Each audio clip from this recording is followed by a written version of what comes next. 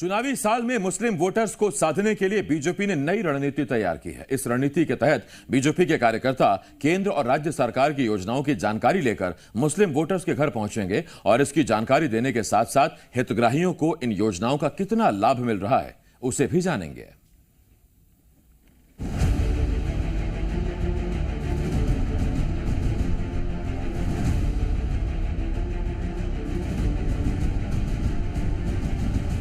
मध्य प्रदेश में होने वाले विधानसभा चुनाव से पहले राजनीतिक पार्टियां हर एक वर्ग को साधने में जुट गई हैं। इसी के तहत अब मुस्लिम वोटर्स पर भी सियासत नजर टिकाए बैठी है। सत्ता पर काबिज बीजेपी ने मुस्लिम वोटर्स को साधने के लिए नया प्लान तैयार किया है, जिसके तहत बीजेपी नेता मुस्लिम वोटर्स के घर पहुंचेंगे। मोदी मित्र के नाम से अभियान शुरू किया जाएगा। केंद्र और राज्य की योजनाओं का प्रचार किया जाएगा। मुस्लिमों के हित में चलाई जा रही योजनाओं की जानकारी दी जाएगी।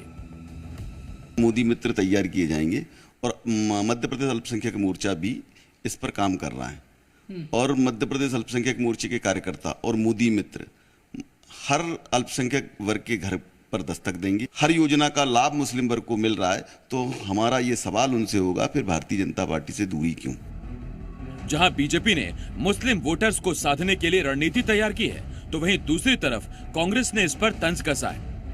भारतीय जनता पार्टी जिस तरह से मोदी मित्र बनाए जाने की बात कर रही है, कल तक तो ये कहती रही है कि हम हिंदुओं की पार्टी है, हम हिंदुत्व को बचाएंगे, हिंदुत्व खतरे में, देश खतरे में है।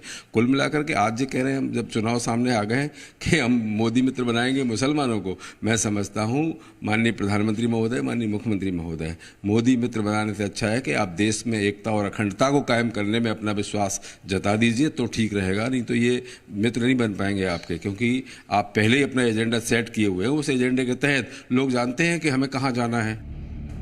मध्य प्रदेश में लगभग 25 ऐसी विधानसभा सीटें हैं जहां मुस्लिम वोटर्स का दबदबा है। ऐसे में इन वोटर्स को साधने की कवायद अब शुरू हो चुकी है। देखना होगा कि चुनाव के दौरान मुस्लिम किसका मान बढ़ाते हैं। ब्यूरो रिपोर्ट, जी मीडिया। सवाल बहुत सारे हैं। प्रमोद शर्मा, जी मीडिया संवाददाता भोपाल से इस वक्त इस बड़ी खबर पर हमारे साथ जुड़ रहे हैं। प्रमोद, सबसे पहला सवाल तो यह है कि जब मोदी मित्र बनाने के लिए बीजेपी कार्यकर्ता मुसलमानों के घर जाएंगे, तो क्या मध्य प्रदेश की सक्रिय राजनीति में, टिकट वितरण में मुसलमान अपने लिए प्रतिनिधित्व नहीं मांगेंगे, पर्याप्त प्रतिनिधित्व की बात नहीं करेंगे? और दूसरा सवाल यह कि अगर मुसलमान सधा हुआ है तो साधने की सियासत क्यों? और अगर साधने की जरूरत पड़ रही है तो इसका मतलब कि अब तक जरूरत महसूस हो रही थी, कुछ अनदेखी थी क्या? देखिए आसिफ, ये बात समझना बहुत जरूरी है, क्योंकि मध्य प्रदेश की लगभग 25 विधानसभा सीटों पर मुस्लिम वोटर निर्णायक हैं। वो जीत और हार तय करते हैं और यही टेंशन बीजेपी को सता रही है।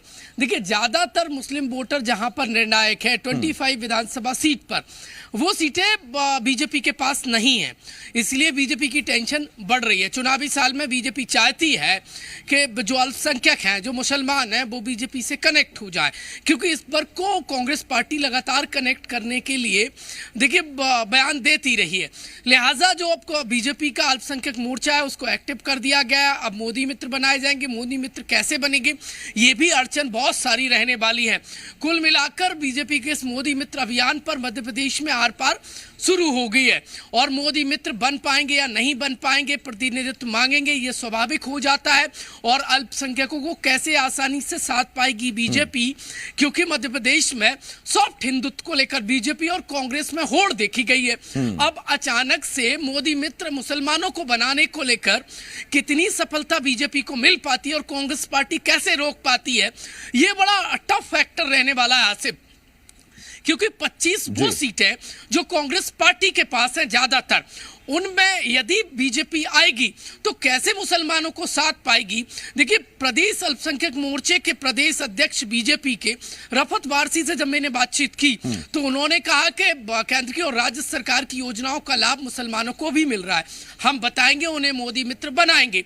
और यदि वो मोदी मित्र बनेंगे तो क्या बीजेपी के साथ रहेंगे, और नहीं रहेंगे तो कांग्रेस पार्टी कैसे बरकरार रखेगी?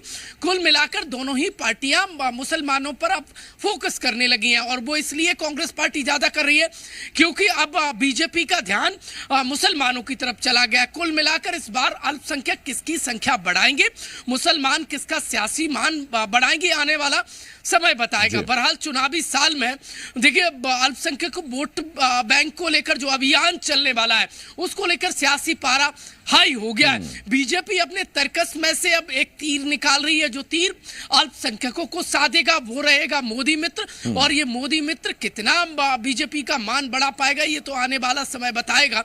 लेकिन कांग्रेस पार्टी की रणनीति में थोड़े चेंजेस जरूर देखने को मिलेंगे क्योंकि वो कांग्रेस पार्टी जो देश की सबसे पुरानी पार्टी है उसने अपनी रणनीति चेंज कर ली और वो एकदम हिंदुत्व वाले देखिए कॉरिडोर में आ गई। अब उसको भी बीजेपी के इस अभियान को काउंटर करने के लिए अपनी रणनीति बदलनी पड़ रही है।